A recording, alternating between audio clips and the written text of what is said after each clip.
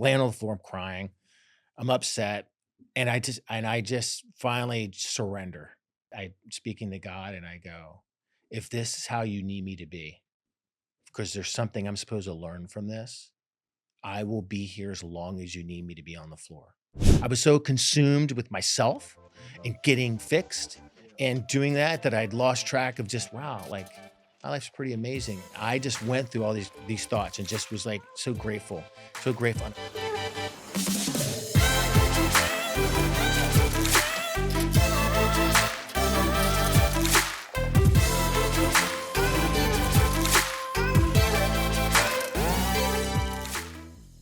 Aloha and welcome to the Sick Burn Podcast, where we explore the bright side of life's darkest moments. Today's guest is a USA Today bestselling author, U.S. Marine Corps veteran, father, and husband, G. Michael Hopf.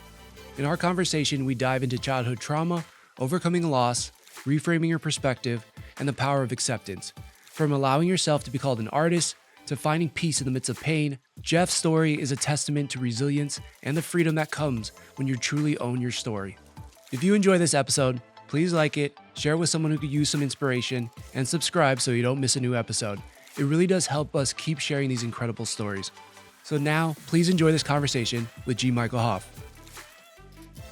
All right, Geoff's okay? I know Geoff you got is a perfect. G. Michael Hopf on There's a story behind that, and that just has to do with when I wrote the novels, I created that pen name because before that, my very first book was a children's illustrated book. Oh, wow, okay. Yeah, and that was kind of a legacy project for the girls, and I had that as Jeffrey Hopf, and then I had plans of doing more, but I also wanted to start writing novels, and so I started writing novels, but I didn't want to have those two brands. Really, is what they are, kind of blur. You got hardcore, violent, apocalyptic fiction with children's illustrated books about a little dog. So I came up with the pen name G. Michael Hopf. The thing is, then those books just took off, and I never got a chance to go back and. So I was just stuck with the G. Michael Hopf brand. All right. But yeah, so I was just, the G stands for Geoff. So just roll with that. All right, that's amazing. Was it weird for you to start thinking of yourself as a brand, especially with your military past, and then all of a sudden you're starting to write and you're like, wait, I'm an entity, like I'm a company, I'm a brand? Was that a weird thing to think about? It is kind of a weird thing because I never kind of came from that space, kind of thinking like that. And I remember reading about it later. I'm kind of a guy that when I have an idea about something, I'll do maybe just a little bit of due diligence, but I just kind of take action right away. Yeah. So I do make mistakes along the way, and that's how I learn. And that's why I never look at mistakes or failing at something as a setback. I look at it as an opportunity and a teaching moment. And maybe I should sometimes take some a little bit of due diligence. Maybe I wouldn't make so many failures or make so many mistakes. But the brand thing was like, I started looking and goes, well, have you structured your author brand? I'm like, I don't even know what that means. Yeah. Tell me about it. And so like someone kind of identified, like, when you have a brand, you have a name that's associated with, say, even your podcast, you get to kind of, in a lot of ways, kind of create whoever that avatar is. Who is that person, right? Right. Right. And so I've kind of done that, but I believe in authenticity. And so I think it's just best to kind of connect to that instead of just like writing.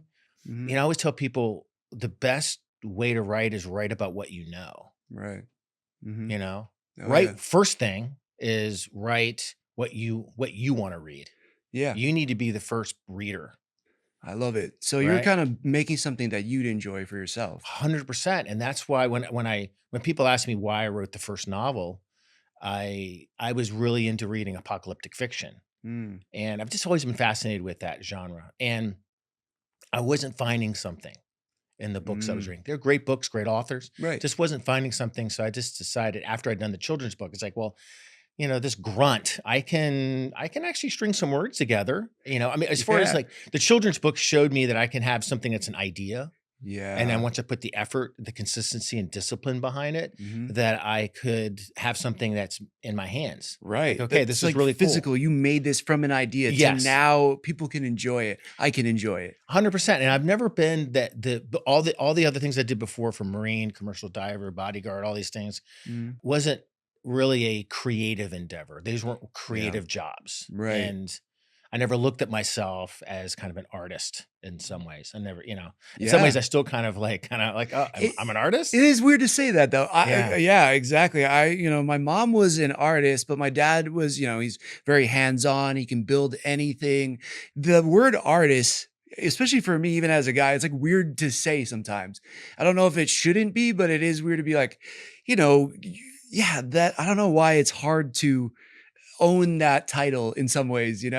It does feel a little weird. And even I think when you look at any medium, even like a podcast, there's a kind of Mhm. artistry to it. You're presenting something. It's a I like to think production. so. No, but it is true. I've watched your Yeah. stuff, and that's exactly what it is. Just it's a Mhm. form of storytelling. It But really is. right? But it's from a conversational standpoint because then you get to Mhm. take it and you get to edit it and rearrange it, maybe in some regards, Yeah. or it's also just kind of how you like as kind of the host Mhm. really is kind of you're kind of navigating the conversation so you can get this Yeah. story, you get this message out. So Yeah. there's an artistry to that. And again, yeah, having that kind of like, well, I'm an artist is kind of, I had to kind of like, okay, I guess that I am. But Mhm. when I went back and when I go back and think about it, I just decided because after having that children's book, then I was like, okay, I have this idea for a book, and I didn't think too much past that. Yeah. So I wasn't the guy who's like, well, maybe I need to go back to school and like get a degree in creative writing or like take a Right. course. Or I just started writing. I took the advice of Ernest Hemingway, Okay. and his whole thing was just right when he was Mhm. asked, years and years ago, what his best advice for a new author was, and it makes sense. I kinda like to distill things down. I do that a lot in life. I just kind of just really break things down, get them down, distill them down, and, like, what do writers do? Right. Right. That's Yeah, what yeah. they do. As They they do, don't do yeah. all these other things. They don't edit, they don't Mhm. cover design, they don't proofread, they don't go shopping for agents, they don't No. publish. A writer writes. Yeah. And so I distilled it down to that basic thing, and I just started writing the book. Oh, man. And it all worked out for me. That's incredible. We're already into it. I just want to thank you first and foremost for being here. You're sharing so much wisdom, and I love that idea of distilling down and also doing to create something. So thank you so much for being here. Oh, no, it's a great honor. It really, really is. I Yeah. really appreciate it. Oh Thank you. man, I appreciate it. But you've already just dropped, like I said, a ton of wisdom, a ton of knowledge on just go for it and do it. And I'm looking at you now and I see the USA Today best-selling author and I see all the work that you've created and it's amazing. But I know that road wasn't always easy, right? There was probably some moments where there was some struggle, possibly some self-doubt, whether it was your military career or like you said, getting into being a writer. Can you take me back to a moment where life was challenging, where you were like, how am I going to go on? How am I going to do this? Wow, there's lots of little teachable moments that we're kind of struggle through.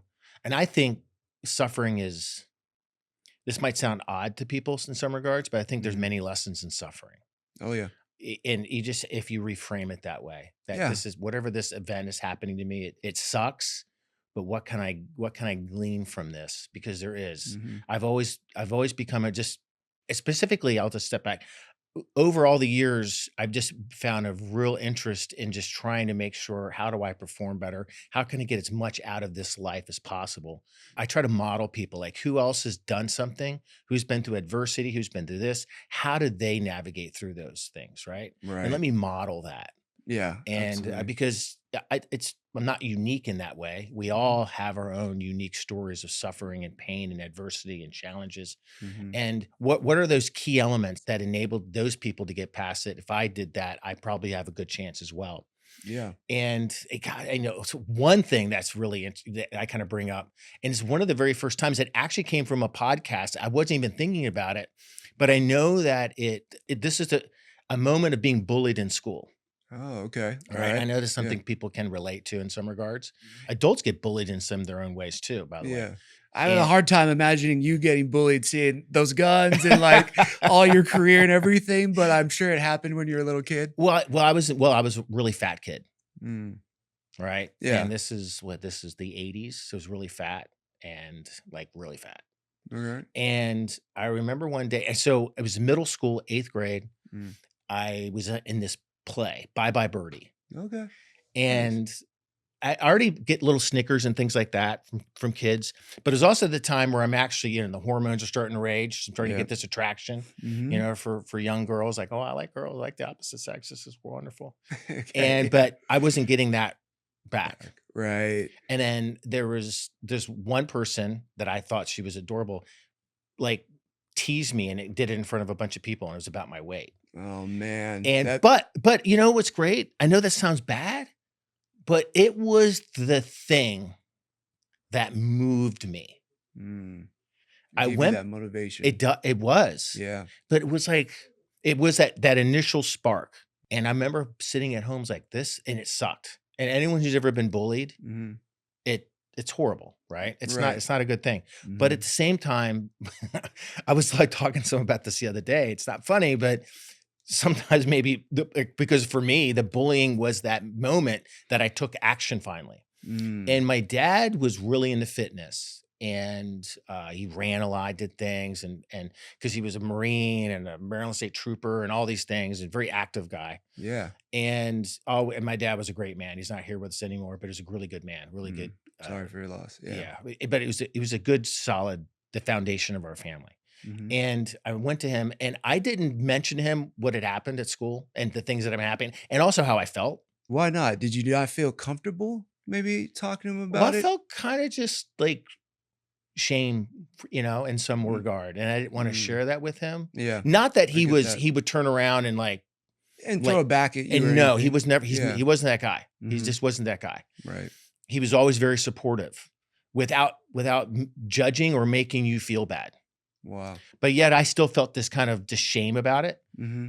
Like, oh, Dad, this happened. So I just went to him. It's like I just said, "Hey, I'd like to start running with you." And he had a sense that, and when I've looked back on it now, I think he had a sense like, okay, you finally realize that, and it was something too. He never like got on me, like put the Twinkie down, kid. He Mm-hmm. never did that kind of thing. He just was Right. allowing. He always did it with all of us, my brothers and my sister. Always just allowed us to live our lives, Wow. and I appreciate that because Mm-hmm. it's our experience, and I think as a parent myself, we try to guide. We have to be kind of like we establish some guideposts, but we also want our kids to make mistakes, to fall down. Right.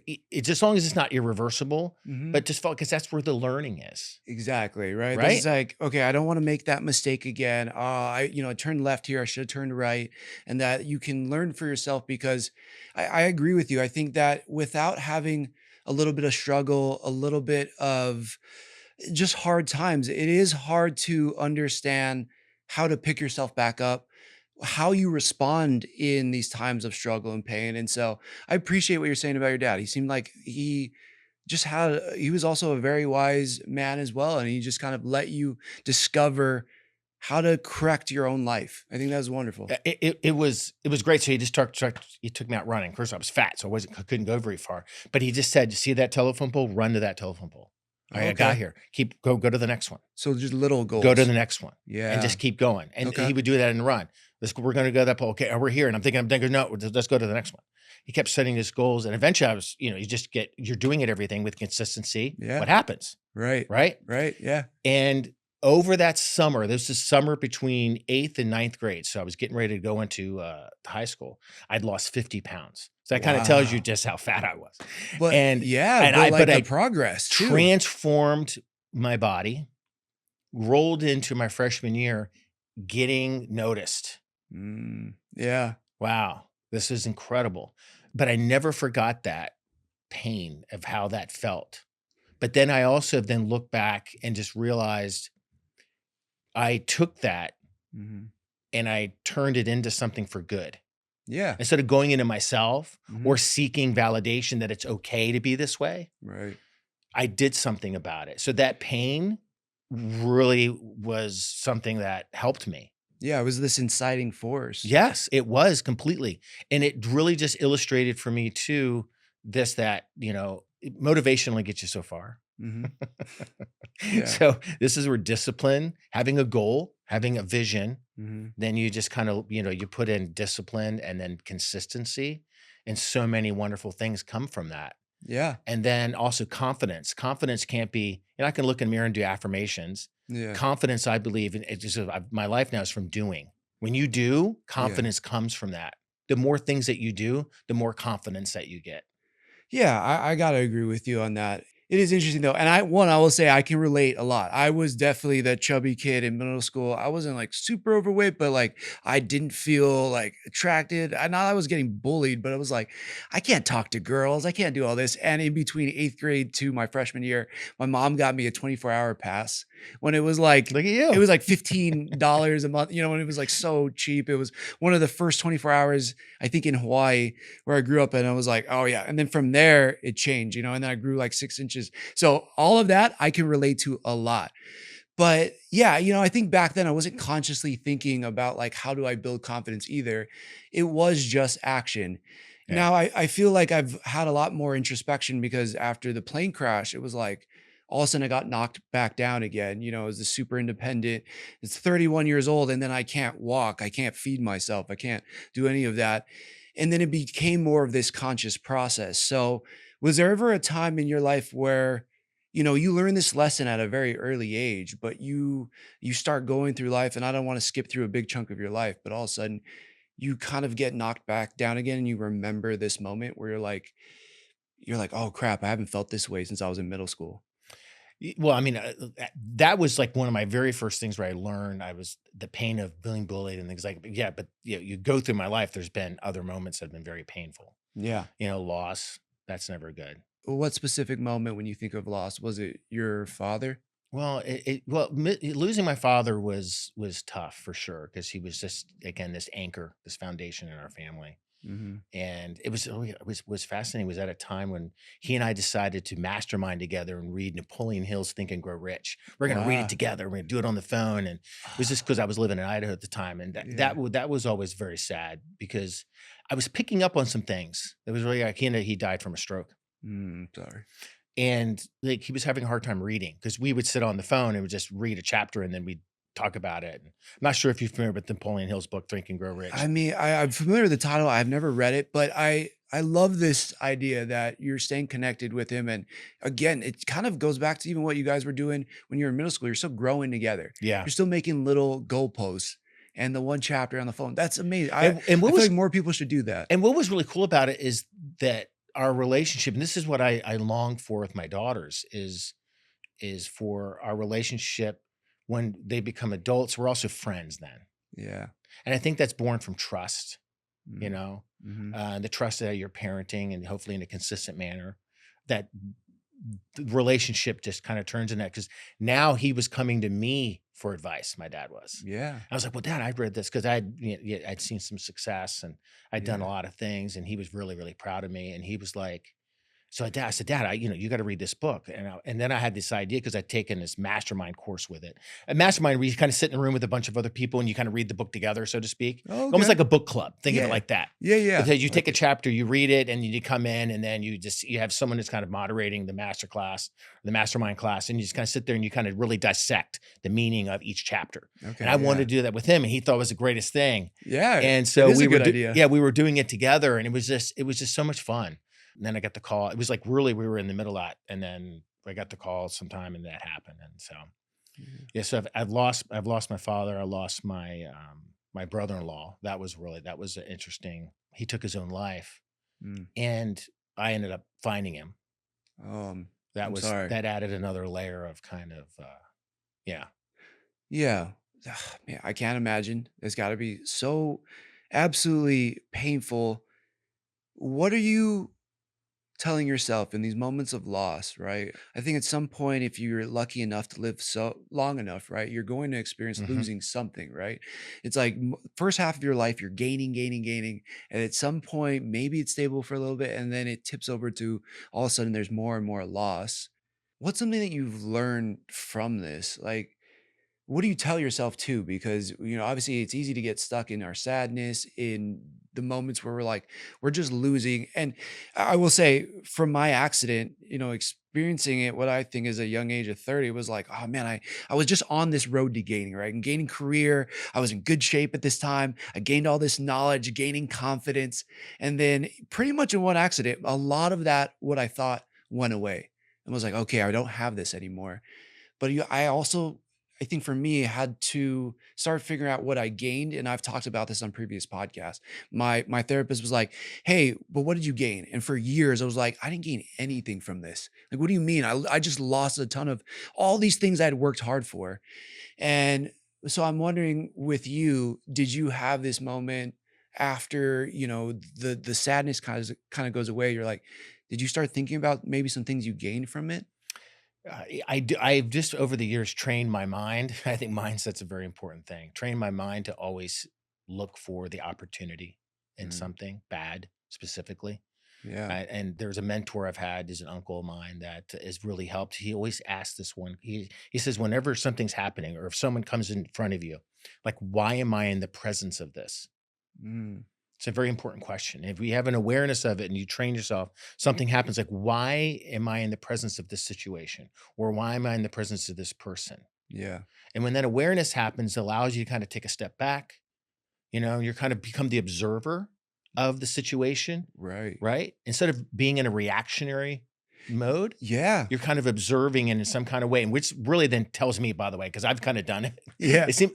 a lot. And what's interesting is you're seeing you're able to like observe as if there's two of you, if that makes sense, Yeah. Yeah. right? Oh, yeah. It's like this Absolutely. consciousness has this awareness, like Yeah. I'm here and this person, but I'm still having a conversation. But this consciousness is also observing all of it. Yeah. Yeah. It is an out of body Yeah, experience, but you're also like, in some ways you feel more in control than you've ever felt, and then in some ways you also feel like, wow, we are kind of these machines, and that our brain and our thoughts can kind of dictate how the situation is going to go. Also, whatever's thrown in front of me, I don't have to just let it take over, because no, you're kind of separate while still being there.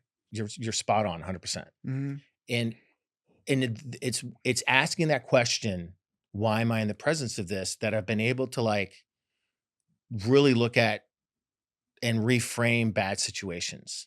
And I'm also a believer 100% that even when something horrible happens, there's something to learn in this. And then you almost have to surrender to the moment, surrender to the situation. And then once you do that, the blinders come off and you are able to see Mhm. those things. I It's love like it. when something bad happens, it feels like the doors close in your face. Mhm. And for so long, when in my early years, I'd always be standing like this close at the door looking, right? Right, Well, when right. you're doing that, Can go I and get stand against in? what you can't see. Mhm. You really can't see anything that's around you because you're just like your nose is touching that closed door. Mm. You're not able to see. And so if you go, okay, I'm going to step away from that closed door. Mhm. And then once you do that, your peripheral starts picking up there's a hallway. Yeah. Then you pick up, oh, there's other doors in this hall. Some of those are open. So that it's not just a closed door. There's more than just that closed door. There's more than that person leaving you. There's more than you losing that job. There's more than I'm had this accident. There's more than whatever that is. I've lost this person. There's more to it than Mhm. just that. And Yeah. you get to choose to step away from that door. Doesn't mean you forget the door's closed. Mhm. It's just you don't become consumed by the door being closed. Absolutely. I love this metaphor.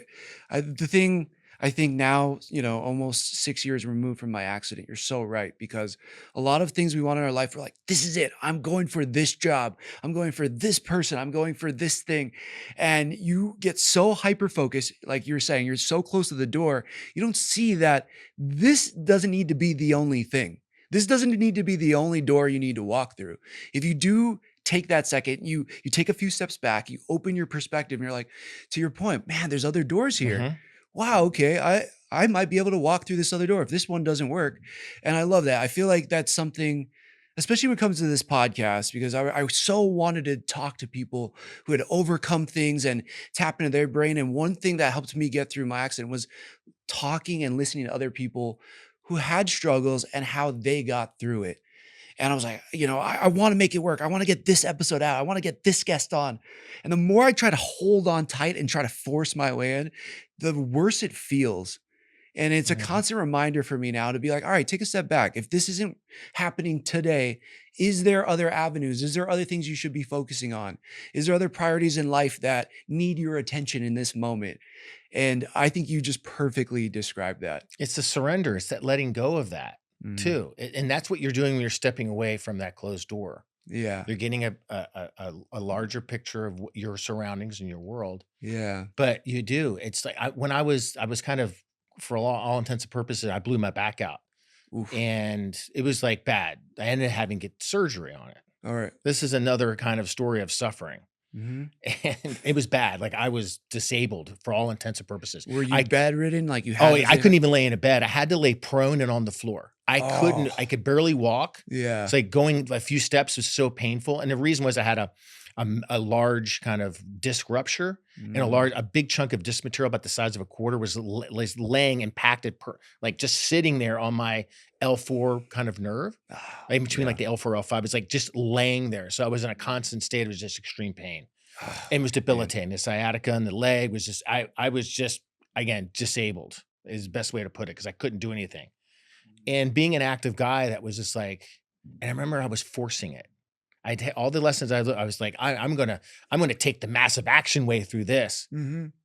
And it was like by month 4, just laying on. I wasn't able to participate in kids events or family stuff, and Mm-hmm. constantly laying in in the master bedroom Mm-hmm. on the floor, just laid out on the floor in the prone position. Couldn't lay on my back, couldn't sit. Anytime I had to go to like an appointment at the VA, like my wife had to back the SUV and had to go and lay in the back of the SUV in the cargo area. Like, I Mhm. couldn't sit. When I mean I Right. couldn't sit, I could not sit down. Yeah. And it was horrible. What are you thinking though? Like what are the thoughts? Because I think at this moment everybody's like, for a lot of guys out there, we're like, you believe if you can work harder, you can just get through it. Yes, And that's what it was. healing is one of those things you can't just force your way through. You can't speed it up. So even the thoughts you weren't consciously having, but what kind of thoughts were popping into your head? Well, I had fear. Is this how I'm gonna feel the rest of my life? I know that sounds Mm. silly, but No, is yeah, this it? Have I crossed the Rubicon in yeah, my life? Am I gonna be like this forever? right. I've And had those thoughts too. right, Yep. is this it? Is this is what the rest of my life's gonna be? Because it Hmm. sucks. Can I get this fixed? Will it get fit? Like, all these things were, what does this mean? Or surgery? What is that? All the horror stories, like, oh, don't get surgery. You're gonna be like this. I'm like, I was just overwhelmed with stuff. And the moment came. It's it's a crazy story. I'm laying on the floor. I'm doing all the things, meditating, and I was praying, and Mm-hmm. I was praying, and I was listening to these, like, on YouTube. There's like a channel that just had healing prayers from the Bible, and I'm just listening to it on repeat Yep. over and over and over again. And I was praying, and I just started crying. It was like a Thursday into Friday, Mm. and we had to get up early to go pick up our dog from the airport at LAX. Anyway, Oh wow. uh, I couldn't sleep. I was in so much pain, and I just started crying and crying. Mm-hmm. And because earlier that day, that on Thursday, the VA had told me they were not going to set me up for surgery. Because by this time, I was like, I will crawl over broken glass Get naked that? Yeah, yeah. to get surgery, because Yeah. something has to give. I know that feeling of like, all right, so surgery today, like, I don't know. No, we're gonna have to do it in a week or 2 weeks, or I don't think we're gonna do that one. You're like, what? That was like a gut punch for me. I was like, because they were saying I was like on this glide path for it to happen. I'm like, see, I'm manifesting this thing. I'm gonna land this baby. It's Yeah, gonna be yeah. amazing. I It's- got this. And then it wasn't even a call. It was like an email. Like, no, Mm, we don't think that this is, for an emergency. We're going to continue doing PT mhm, 6 months, maybe. And I'm thinking, I have to be like this for 6 more months more. right. It just was like a gut punch. Absolutely. And then, of course, Salt all in the the dark wound. thoughts come, and just like, I just felt horrible. Yeah. And I was like, I've been trying, I've been doing everything right, but I hadn't been. And this was a very poignant moment in my life. So now let's go back. I'm laying on the floor, I'm crying, I'm upset, and I just finally surrender. Mm, And I speaking to God, and I go, if this is how you need me to be, mhm, because there's something I'm supposed to learn from this, I will be here as long as you need me to be on the floor. If this pain, I'm supposed to get something from it, I'm here. I said, just use me. I'm here. I will open myself up to whatever that is. And I heard, like, I wouldn't say I heard, like, a thought came to my head. Just, mhm, it was like gratitude. mm, And I'm laying there, and I started going, because I had just lost track of, I was so consumed with myself, Mhm. and getting fixed Yeah. and doing that I'd lost track of just, wow, like my life's pretty amazing. I mean, yeah, I'm laying on the floor, but I'm laying on the floor in a really beautiful home. Got an amazing wife. She's Mhm. gorgeous, Yeah. sweet, taking care of me. Got two beautiful kids. I'm still able to work, kind of. I got my computer. I set up this makeshift office. Yeah. I still got all these wonderful things. I'm so grateful for all of them. And I just have this one thing, and God's going to take care of me. And I'm just going to, there's something here to learn. And I just went through all these thoughts and just was like so grateful, so grateful. And I finally fell asleep. I get up the next, so now we're all rushing. I'm in the back of the vehicle. We're heading to LAX to pick up this dog. And I get this phone call, and it's a family friend, very well connected. I hadn't Mhm. talked to him about this at all. And he goes, I hear you're not doing well. I heard your back was hurt a little bit. I thought it was just like your back's hurt. I didn't realize it was as bad as Yeah. this. I'm like, yeah, it's pretty bad. He goes, well, I happen to know the head of UCSD Medical. I'm going to give him a call. I'm like, Wow. okay. Yeah. I'm like, okay, like, this is interesting. So a few more hours go by, and then I get another call. It's the head of UCSD Medical, because I'm All looking at your right. file. I'm like, how did you get my file? Like, Yeah, file's yeah. over at the VA, which is next door. It's at the VA in La Jolla. Okay. I'm like, Yep, how yep. did you get my file? He goes, well, the head of orthopedic spine at the VA is my friend. I'm like, of course it is, Amazing. right? Yeah, Of course yeah. it is. All Like, right. he goes, this is an emergency. I've looked at your MRIs. I've looked at all these things. This is an emergency. You're going to be getting a call from, this is a Friday. You're going to be getting a call from him on Monday. Mm. So just stand by. I'm like, okay, this is amazing. Get a call from him on Monday. He goes, yep, I spoke to so-and-so, spoke to so-and-so. This is emergency. I'm making it so. What's your schedule tomorrow? I'm like, my schedule tomorrow is open. Yeah, I'm I'll doing. crawl over there if I have to. He Yeah, goes, I'm want you doing to come in nothing for right now. the pre-appointment to come in and do the blood, do all the stuff before you surgery. Yep, They yep. slate me for surgery. Wow. And I'm like, okay. He goes, and we're gonna have Dr. Bennett. He's like one of the top orthopedic spine surgeons at UCSD Medical. He's gonna come and do the surgery. Wow. He's gonna come over and do it for you. I'm like, this is amazing. Thursday surgery. I wake up and there's no more pain. It's all gone. Oh my God. And That's I just amazing. go back. So that was a Thursday, and I go, wow. In a matter of a week, I was told there's not going to be any surgery. Mm-hmm. And then, of course, my brain thinks, like, what happened? I said, I surrendered. I Yeah. stopped resisting. Yeah. I find it so funny.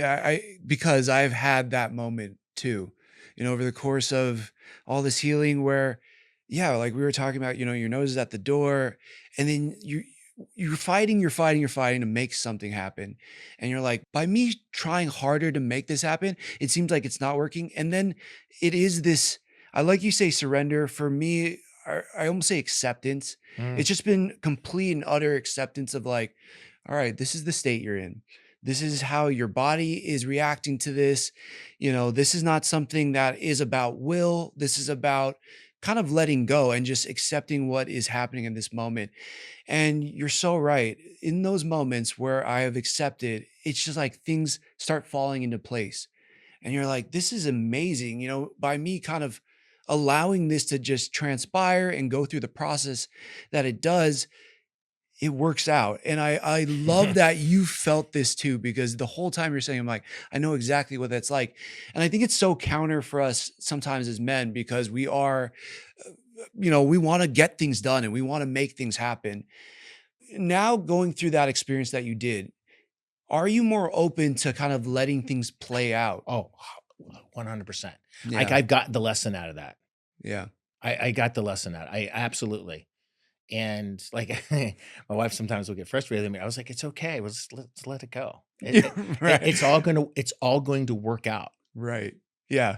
This doesn't mean I don't take action on things. I don't start moving. Right.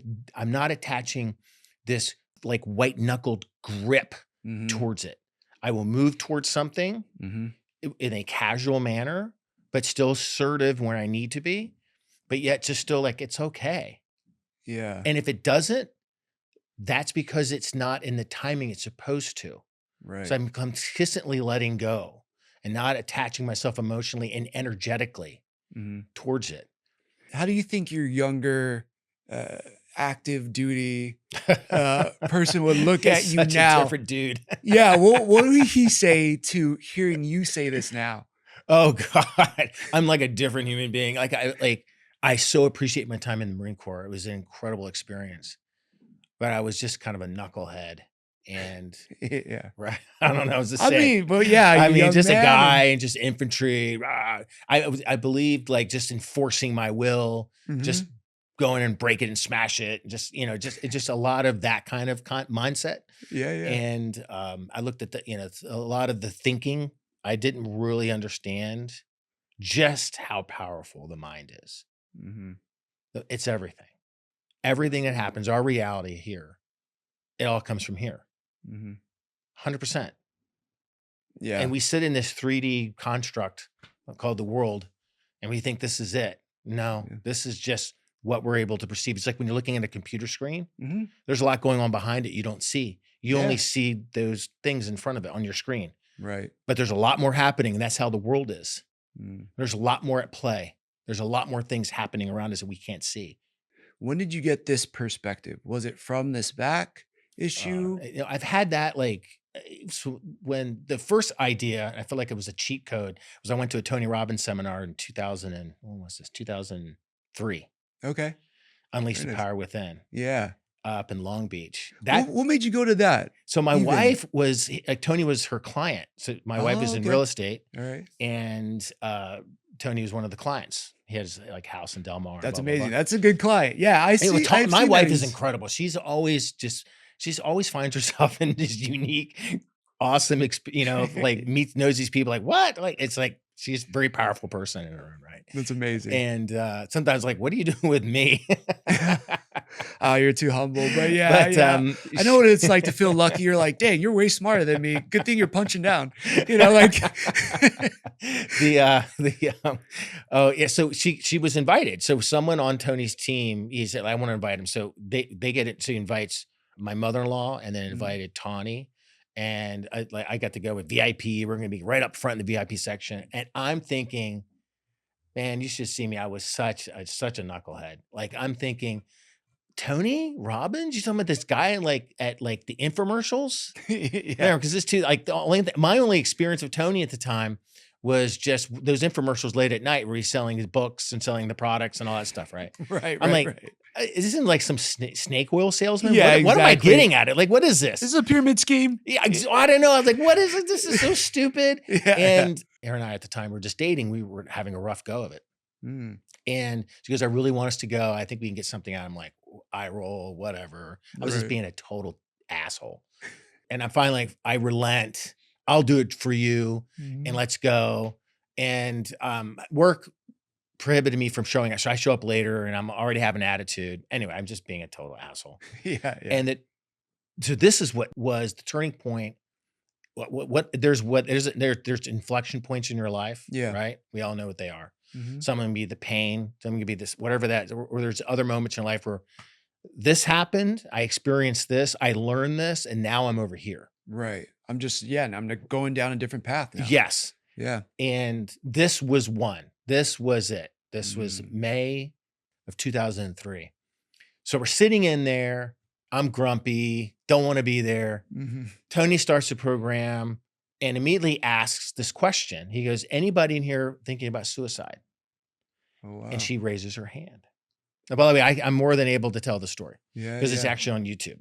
Okay. Yeah. She raises her hand. I'm like, What? what? Yeah. And he then calls on her and she stands up, get her a mic. Wow. I'm like, holy shit, Yeah. this is real.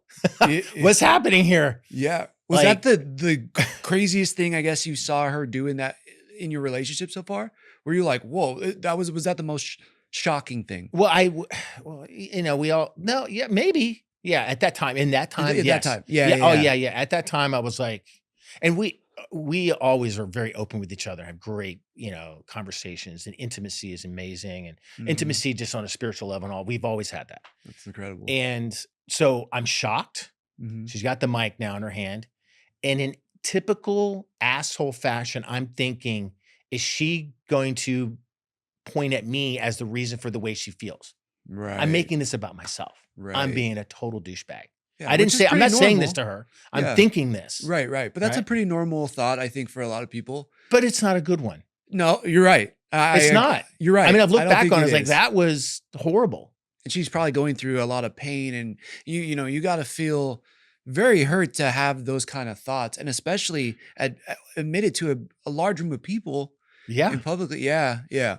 One, so she goes up and hands the mic and he does this thing with her and and anyway, I'm watching this probably 7-minute, 8-minute exchange. And eventually she sits down and I'm just like, wow, it was incredible. Meaning just, Mm, and now I'm like really impressed with her. I'm like, it took such courage to get up there and just open yourself up. You're really here. You're here to play full out. And mm, then Tony, I'm thinking this, and then Tony starts talking about, he goes, listen, there's some of you, like he's talking to me. mm. He goes, I know some of you are probably, what am I doing here? I'm like, yeah, that's fair.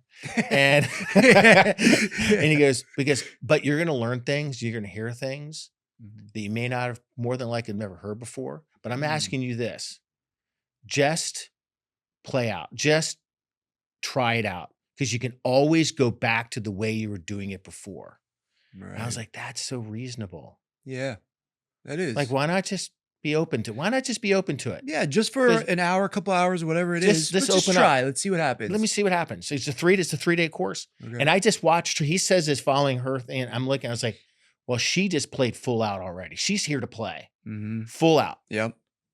To get up there in front of 3,000 people and say this. 3,000. Oh, the Wow. whole, like, it was the Long Beach Convention Center. It was packed. Wow. I said, I can do that too. I can do 3 days. I'm just going to Mm, play full out. Fuck it. I'm going for it. yeah. We left that seminar with whatever it is, that program, like after 3 days, just changed. I was transformed. And I was going through it and I Wow. was like, I'd never been exposed to this. It did on my own. It wasn't it didn't exist. Right. I just had this preconceived kind of thought of it, what it is. Yeah. And Yeah. now Absolutely. I'm introduced to it by the famous Tony Robbins. Mhm. And I was like, man, someone just gave me a cheat code, man. This is a Mm, cheat code. yeah. Like I'm sort of playing a video game. I got the cheat code. Yeah. Life is like a video I game. just skipped a few levels. I'm like, but this is yeah, we're doing it. amazing. Like, I'm gonna and Yeah. bro, like, I mean, our life completely changed. Like, it went from that to within a month and a half, we're living in Idaho. We moved Okay. from San Diego to Idaho. Okay. And then but after 6 months after that, we built our first house. In the span of time, we made a bunch of money, built our first home, and then just all these opportunities, all these incredible things were coming from that. Wow. That's amazing. Just from giving it a shot, but also, yeah, I mean, one, she's incredible for kind of throwing this out there. I'm not going to say ultimatum, but there was a heavy-handed push to get you there. And then you get there, she doesn't hold back. She shows a different side of herself to you that then allows you to try it out, to give it a shot. You leave this event, what and how does your mindset start changing? At least, like, what's some of the dialogue that goes on, right? Because it went from, this is bullshit, this is never going to work, I don't think this, I don't have anything that I can gain from this, to what do you start thinking, and what does your mind start going to when you're like, I don't know, hard days, to things aren't going to work out, to I'm not open to other ideas. Yeah, I don't know, I kind of want to just get into your mindset, I guess. Yeah, so I again never being I was raised Catholic and so I had that kind of background. But as far Mhm. as understanding the mind and how it worked, my dad always kind of talked about stuff about that, but he never really like sat me down and Jeff, look at this book. Mhm. And so again, this completely foreign to me. Mhm. And again, I was blessed with having it presented to me by Tony Robbins himself, and going to a course like that. Because then, like I said, in quick fashion, his whole thing is about taking massive action. Mm. Right? When something is in front of you, Yeah. that even though you might be uncomfortable, it's okay to be uncomfortable, because actually, when you're uncomfortable, this is the time you should be doing something, Right, right. right? Yeah. Yeah, you can't live in comfort. Comfort kills, kind of thing, Got it. Yeah, yeah, right? yeah. And that you should be comfortable being uncomfortable, right? Right. So when things were coming up, I was just allowing my intuition. I'd kind of gotten into this kind of odd like flow state at that time, because we went from that to, like, I mean, quickly I'm seeing signs like, oh, let's move to Idaho. There's an opportunity. Are we going to quit our jobs? Yeah, let's do it. Why not? We're young. I'm 31. Let's go for it. Yeah. What do you have to lose? Right. And we were like, so I was playing all out in life. Yeah. Again, using her inspiration, like she stood up in front of people and she played all out. I'm going Mhm. to play all out in life because what do I have to lose? Yeah. I can always go back taking his do- lessons. to I do can always what I move was back doing. to San Diego if it doesn't work. Yep. Let's just play all out. Let's see what happens here. Let's go for it. Yeah. And that was just creating more opportunities, meeting more people, and just expanding, my horizons, and just understanding it was my mind was the driver now, Right. not my old belief systems. And so it was the first time I'd also like understood the concept of like reframing, or kind of going back into your life and looking at it a moment and then replaying it and then maybe even altering it Right. and making it good. Yeah. Yeah. Right. Rewriting your story. Rewriting the story. So I learned all these tools that I hadn't had before, but then that really sparked in me, because there were times like I wasn't really an entrepreneur at the time because I was afraid of people's, like, if it didn't work out. Right. Like failing publicly Yeah. is rough. Yeah. But after that, I was like, fuck it. Like, Yeah, seriously, I had this completely shift, Mm-hmm. because I like going back to Teddy Roosevelt's speech back in the early 20th century. Like, I want to be the man in the arena now, Mm-hmm. Oh, yeah. because there's nothing very like the cool. man in the arena. He's there trying, even if he fails, Mm-hmm. at least he did daringly, versus the other people Mm-hmm. in the cheap seats. I'm Yeah. going to go for it, Right. because some of these failures turn to successes, Exactly. and that's how you make it. Is you Yeah. have to go for it, You're only crazy until it works. right? Yeah. Yeah, you're only a loser until you win. right. And right. anyone who's successful has had many losses. It's how you reframe it. So Right. that in there was so pivotal, because I took from it then also my curiosity about, I want to learn more. How does the mind really work? So that led me to other teachers, the Wayne Dyers, these other people that are out there now, and the Dr. Joe Dispenza, and these other people. I'm just a vacuum cleaner of just sucking up information and knowledge and just applying it, not just listening to it or reading it, but then turning it around and practically applying it in my life, and just seeing all these beautiful miracles and these things happen. There's times where things don't work out. So I have to consistently be in a state of reminding myself, like, okay, that's why that is. And so I have rituals now that I do that really keep me grounded into that mindset. That starts early in the morning.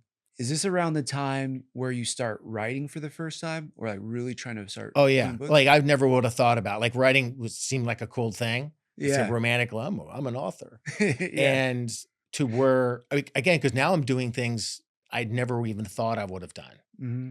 I'd already done some cool stuff, Marine Corps, commercial diver, Yeah. bodyguard for 10 years. When I met Tony, I was a bodyguard down in Mexico Oh, for wow. Sony Corporation. Yeah. Okay. Wow. So I was always kind of doing kind of things like that. But as far as stepping out in entrepreneurial sense and trying things, Mhm. and really, there's one thing doing those things. There's another thing putting myself front and center. Yeah. Yeah. Absolutely. And now I'm going to be out there and for everyone to have a critique about. Mm-hmm. And yeah, and your work, and it is so personal too, right? I mean, all those things are for other organizations, or it's physical, but to put something that's in your brain and probably from your heart on page and let people kind of peel behind the curtain is a scary thing. Oh, of course it is. I mean, Yeah. because there's one thing being critiqued for a technical issue. Right. Another thing being critiqued subjectively, like, this just sucked. Your idea, your Yeah. plot's stupid. Right. Right. And you're like, is it really stupid? Like, and like, right? Yeah. I mean, yeah. people, everyone's got an opinion, right? Everyone's got an opinion about something. Absolutely. And now I just don't care. I love it. I took advice from Joe Rogan. I was on a podcast. He was talking about, he doesn't even look at comments anymore. I wouldn't if I was him. I just don't look at reviews. Mhm. I don't look at comments. Mhm. I figured it's not my business. I love that. I'd leave it be. Yeah, because the work, it speaks for itself. Well, and I guess that's just someone's opinion. Right. Well, I don't even know this person. True. And unless I will listen to something if it's a technical issue Okay, yeah. that needs to be fixed. Or Right. there's a typo, or this is the issue. Like, oh yeah, let me jump on that. Yeah. But I do not look at any review Mhm. or any comment, because how often it's like it's like, what do we do as humans? We can have 100 reviews, 99 are glowing, one is horrible, and we only focus on the one. What is that? Yeah. I think it's in us to not want to fail, right? And not want to look like a loser. I think I completely agree with you. It reminds me, of both when we were in middle school, and it's just that one person who teases you that affects you forever. And you're like, I don't want to feel that again. But you're right. Do you subscribe to the thought of I never take criticism from somebody I wouldn't take advice from? Yeah. I give them the space to voice what they're going to say. And I go, Hmm. okay, Yeah. okay. I mean, it's their right to do that. Hmm. I've really been really working on just not, this is something recently I've been working on, Hmm. just not trying to be right. Just having a conversation. If someone has something to say, I'll listen to them and be Yeah. present I think that goes back to and not trying the to make them door. wrong. Like, I don't want to make Yeah. them wrong by, I'm going to correct them Mm. or they're going to say something. They go, okay, thank you. Hmm. I love And that. move on from it versus it's just so much energy. I like, you're a busy guy, right? I'm It's been busy. We only busier. have so Yeah. much bandwidth, right? It's just the constraints of their human body, Oh yeah. right? We only have so much bandwidth. So you have to have the signal has to be going as Hmm. at the strongest signal we can put out there. Yeah. Right. And Yeah. so how do you do that? I can't have it scattered, worried about this person over here making a comment Mm. or someone over here that and this isn't in my space giving me a critique on something Yeah. and then putting a lot of energy. I'm going to counter it. What do I have to prove? It's an ego. That's an ego thing. So Mm. I've let go of that and I've been really, really, really working on it. And I'm seeing lots of benefits from that.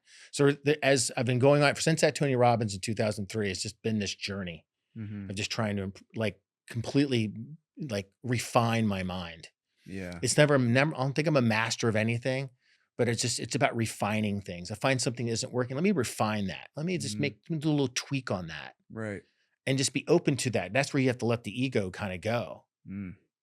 I love it. I love the way you're kind of voicing everything. I feel like I could take a lot of lessons from that as well. The other thing that I feel like I'm getting from it, and correct me if I'm wrong, but it's like it was like with your back, like that acceptance. Hmm. You're just kind of also just accepting what is, and you can act accordingly. You can put energy towards something. You can not put energy. I agree with you. The busier we get, and with my wife and a little one on the way, and what's going on with things even outside the podcast, I just don't have enough time or energy to focus or care about, I guess, all of that stuff. So it's becoming really fine tuned on what I want to put energy towards, but also like accepting what is because it can conserve energy towards something you really want to put energy towards. And I think that, yeah, I just kind of love your perspective on it. I think it's amazing. Congratulations, by the way, got one out of Oh, the thank way. you. That's exciting. We're getting there growing up, No, almost didn't have the chance either. So it's like, all right, we got to do this. yeah, it's children are incredible. Like it really are. You'll see this massive shift. It's beautiful. It really is. I appreciate that so much. So I have some questions before we wrap everything up. There's a few questions I ask everybody, but one in particular for you. I want to ask you about the quote that you get credited for a lot. Yeah, and I want to read it to make sure I don't mess this up. But hard times create strong men create good times create weak men, and weak men create hard times. What does that mean to you? It was one. It's the quote that's launched 1,000 death threats. That's Really? that's been fascinating. Wow. Really? So yeah, what interesting is the quote is essentially kind of a distillation of generational theory. If you're Mm. familiar with that, like Strauss-Howe generational theory. I mean, I read it from your website, which I think you have a really amazing kind of also historical look at it as well. You Yeah. bring good context for it. Yeah. So when I penned it and put into Those Who Remain back in 2015, it had been something that there'd been other variations out there. So I took it and then kind of tweaked it, made that one my own. Mhm. But again, the concept behind it, though, I think is what's important is that and it's timeless. And it goes back, I know I reference on my website, back to Plato, back to Ibn Khaldun, who's a Muslim historian from the 14th century. And Mm. that is that generations one always think they had it harder than the one that's coming after them. After, yeah, yeah, Yeah, like yeah. you kid, you don't understand. I had to walk through 4 feet of snow to go to school. It's like it's just how we Uphill always think. both ways. Exactly. Yes. But when you really kind of dive into it, it gets to the crux though, mainly from a generational aspect, from a societal standpoint, and even you can look at on a familiar like from down, take it down to the family unit of once you reach a level of kind of affluency.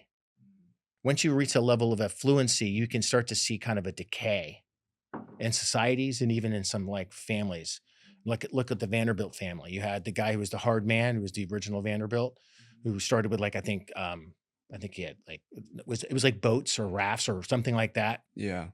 And then he bought another, and then created the shipping empire, then created everything that the Vanderbilts got into, Right. and to where they are today. Hmm. This coming from this one man, this hard man who had nothing, Hmm. and then the soft men are the ones who are living in the affluence, who Hmm. don't understand they've lost the historical context of how they got to where they were because they're Right. living in a normalcy bias of this is how life is Right. and how it always is. Hmm. And then you start to see this decline over time. Mm. And then decline could be, if you're looking at just financials, could be decline of gaining riches Hmm. to now going back to being poor again. Right. Right. Right. Yeah. So that's why this is the soft men will create hard times. It creates this Hmm. cycle though. Yeah. Right. So this is where I think it's important for societies and even family units to have an understanding of culture. That's another great conversation. It's a rabbit hole we can one go down. Like Yeah. like something that's out of the Mexican culture I find I just absolutely love is the Dias de los Muertos, Hmm. where they really revere their family members that have passed on Right. and Yeah. they talk about them. Hmm. They gather the family around and go, this is, Yeah. Uncle Jose, let's talk about him. Look at all the wonderful things he did. This is who he Hmm. was. And it gives the child a connection to their family, to their blood. Hmm. And I do that with the girls. I let them know kind of who we are as Hopfs, what we've done. Hmm. Same thing we bring my wife's family. Like you're part of this now.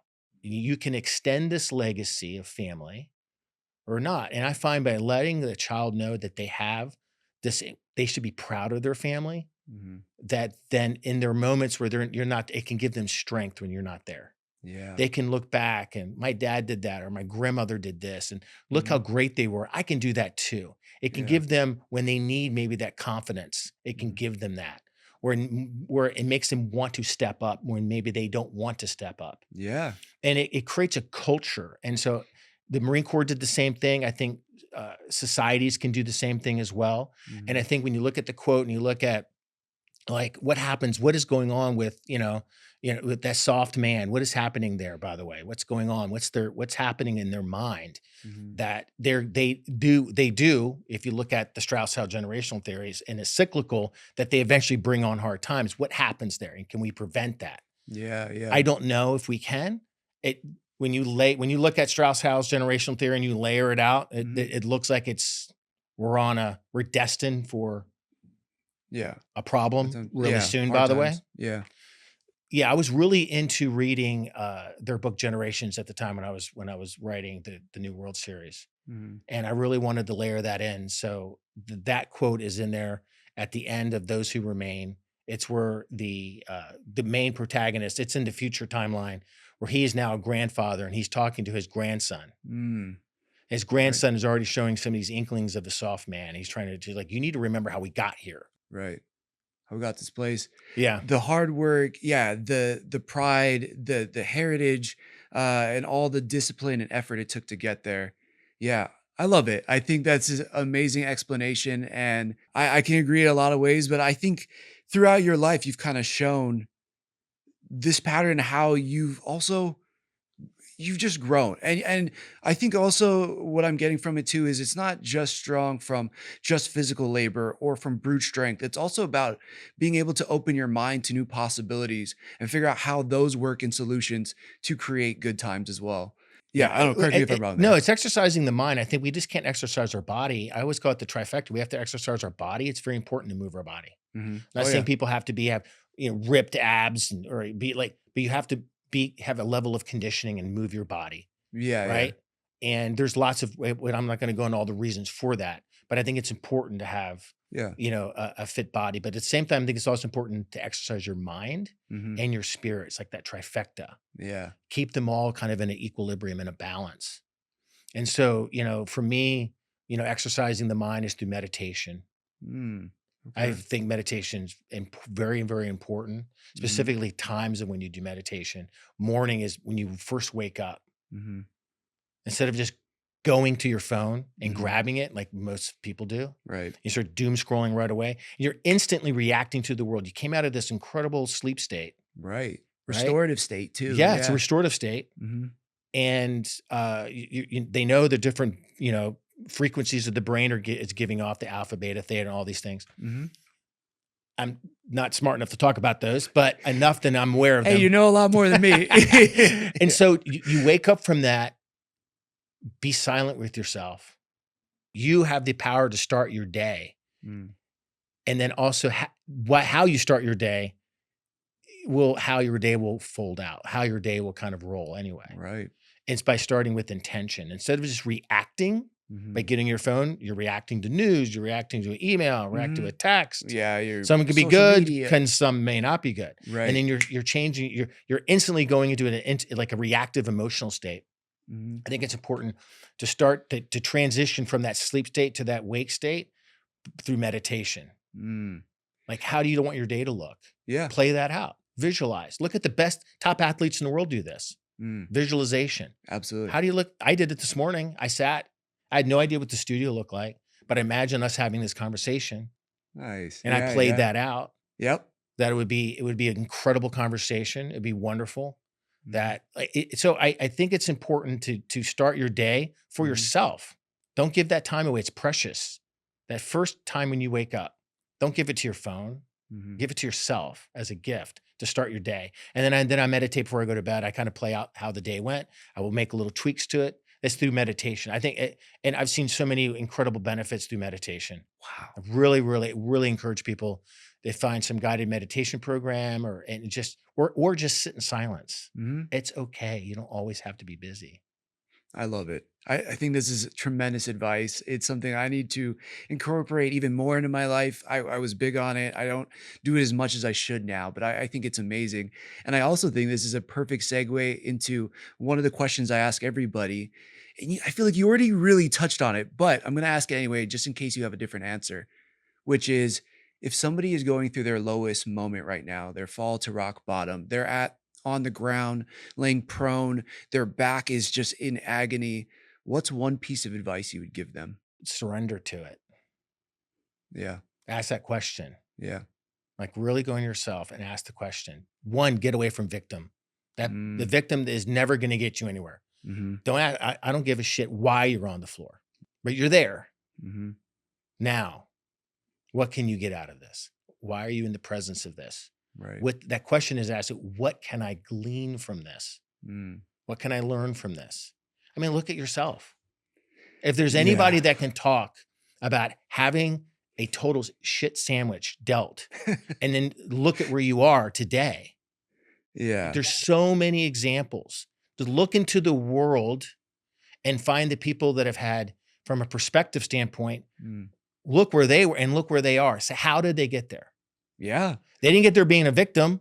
Absolutely. I agree. There's no victim for the people that have gone up to here from living here or experiencing this. Absolutely. So what did they do?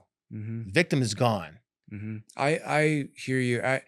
Thank you very much. I appreciate it. That's a nice compliment, but You're an right. inspiration, my friend. No, 100%. No. You're being modest, but it's true. Many people they do the complete surrender where they just give up. That's Right, different. right. That's the difference I want to explain to people. So surrendering is just, you were saying, kind of just, you had mentioned that you had reframed it a different way, just accepting of it. Like, oh, this is what it is. That's going to start. This is what it is. Not what I'm going to do with this. Yeah. Right? Yeah. I think this will be important for you too. But I mean, I think words really matter. 100%. And I think that reframing, because people were calling me, oh, you're a burn victim. And I used to think like, whatever, I don't care. Call me whatever. Right. But that reframing of like, all right, you're a survivor. And when you get that word out of your vocabulary, at least for me, that getting that burn victim to burn survivor, it became really important. It's like, all right, you survived this, you made it through. What does a survivor look like now? And then it became like, all right, what does a survivor look like a year from now? Or what does a survivor look like after 50 surgeries? And now it's, what does a survivor look like in 6 years? So I really appreciate that. Thank you so much. That's way too kind. But what you're doing is you're being in the being of that person. So what does a survivor do? Yeah. Versus what a victim does. Right. So I tell people, when you're a writer, what do writers do? When I talked about earlier in the conversation. Right. How we started. I tell people, don't be a would-be writer, because what is a would-be writer does nothing. Right. Like, be a writer. And now what do writers do? You're a survivor. What do survivors do? Mhm. And you're like, oh, survivors did this, they do that. They're like, okay, good. Now Then go do that. it. Yeah. Now take the action on it. Right. Not say to be psychotic about your action step, but then just walk in that, Mhm. being that. Right. You get people, sometimes people, I don't know what it is, if it's an imposter syndrome concept, but people are so afraid to take that step and just take the step. Yeah, okay, this is diverting a little bit, but how do you get to take the step? You know, people are like, I want to start this business. I want to ask her out. I want to start going to the gym. How do you do it? Like I like to think it's really overly simplistic. Yeah. You want to just go to the gym. Just Like get in I your know car, it's just yeah. like I'm not saying you should just clumsily do things. But Mhm. yeah, I mean, you want to go talk to the girls, just go talk to her. I know it sounds so simple, but like, oh, it's so easy. Like when you really just start like think in your mind, start breaking it down. Don't start thinking and visualizing, imagining the worst case outcome. People do that. Right. It's a survival thing. I think it must go back when we were cavemen running around, Right. fighting off the saber-toothed tiger. I don't know. Yeah. We were trying to plot out like all the worst case scenarios. Don't plot out the one, you're not going to die if you go talk to that girl. Right. You're not dying. So Yep. that's removed from the table, right? You know, like just be yourself and just go do it. And you do it enough. There was a guy, I can't remember his name now. He was like a pickup artist guy. I heard of years and years ago. Oh, okay. Yeah. You might, God, what is They his used to have name? those show. I don't remember, but they used to have that show on MTV where it was the pickup artist and all that stuff. Yeah, but yeah. One of his advices like years ago, and I was watching, a guy was on Conan O'Brien show or something years ago, and you just have to do things enough, and that's where by doing enough, the confidence is born. So you just keep doing. See, he was like, dude, go up to every girl you see that's attractive and just start talking to them. Right. You're gonna get shot down. Okay, move on. Shot down. Phone number. Yeah. Oh, all right. All right. Yeah. win. Right. Don't worry about them. They're gone. Don't worry about the ones who said no. Right. Worry about the only thing about the one who said yes. They said yes. Try it again. No. Yes. Yeah. Think about the yes. Yeah. No. Yes. Okay. Those are gone. You're so right, but it is so interesting, like how reviews can do that to you, where you could see all the yeses, you focus on the one no. Yes. And then on other opportunities in life, you can't focus on the no's. You got to focus on the yes. Yeah, it's like I was mentioned. I don't read them because I don't want to ever get put in that. So I just like they're over there. Right. But it's the confidence comes in the doing. The confidence comes in knocking on the door. Success comes from just keeping going down the road. There's never this smooth glide path. Yeah. You're a pilot. You're going to have turbulence. Always. Yeah. Something's worse than others. There's always turbulence. That's true. Right. Yeah. And how do you get to be a really good captain of a ship? It's not steering when the seas are calm. It's when they're rough. Right. That's what makes you a good captain or a great captain. Anyone could be a captain of a ship when the seas are calm. Yep. Right. Yeah. But then how do you get to be that captain when the seas are rough? Right. But I think if someone is down, I just like, I kind of like I mentioned, just why are you there? Not why. How did you get there? Yeah, the physical reason, but like what is God, life, destiny telling you about being in this situation? Yes. So look for it. Step away from the door and look around. Be aware.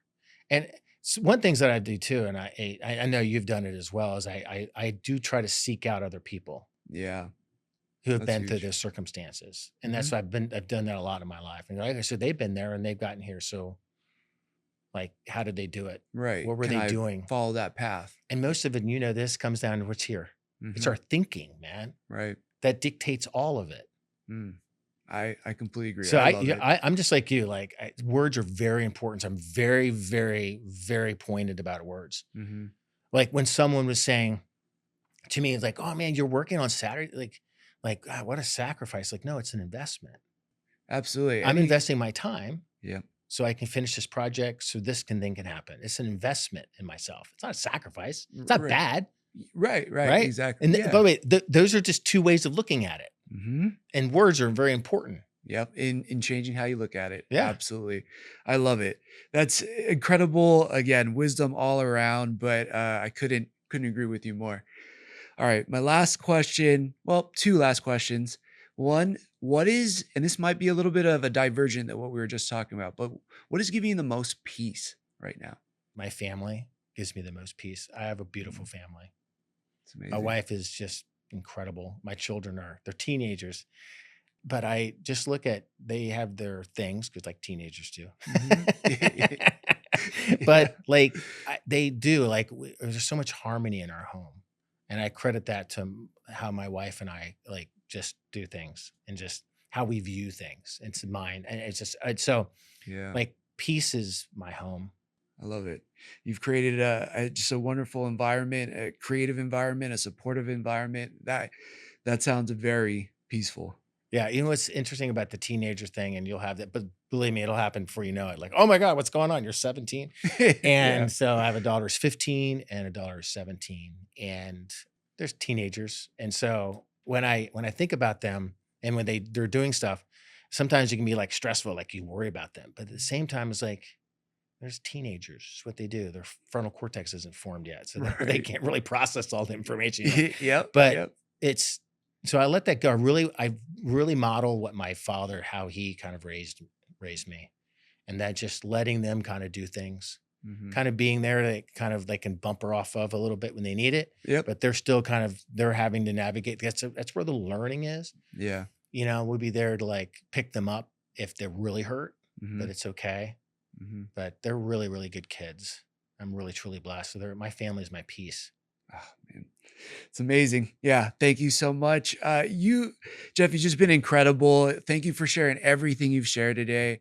You're just so full of wisdom, of experience, of so much of what you said I can relate to. And yeah, I just really appreciate that.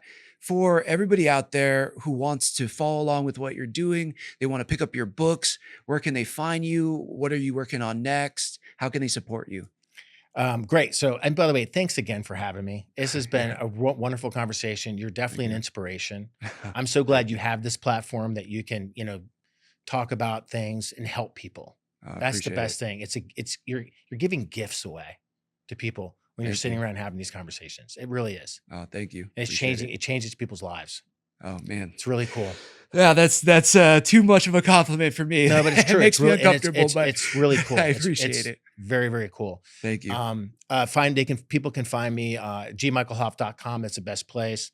There's a contact page. You have any questions at all, any advice on writing, things like that, just email. I respond to all my emails.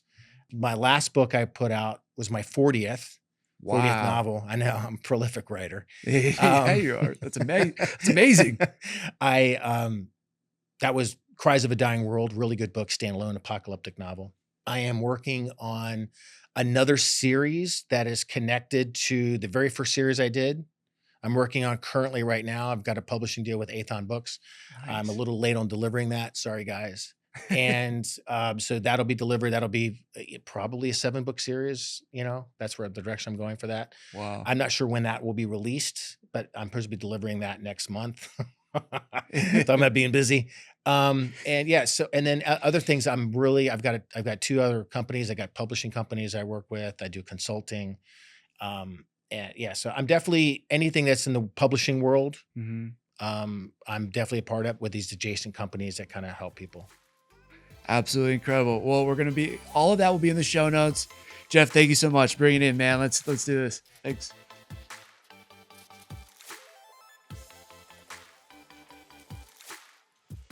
Mahalo for listening to this episode of the Sick Burn Podcast. Geoff's journey is a powerful reminder that while we can't always choose what happens to us, we can choose how we respond. By facing his past, reframing his perspective, and embracing who he truly was, he found a sense of peace and purpose that inspires everyone around him and the world at large. If today's conversation connected with you, please share it with someone who might need to hear it, and don't forget to subscribe so you never miss a new episode. And feel free to check us out on social media at SickBurnPod. Until next time, take care of yourself, if you can, someone else, and keep exploring the bright side to life's darkest moments. Aloha.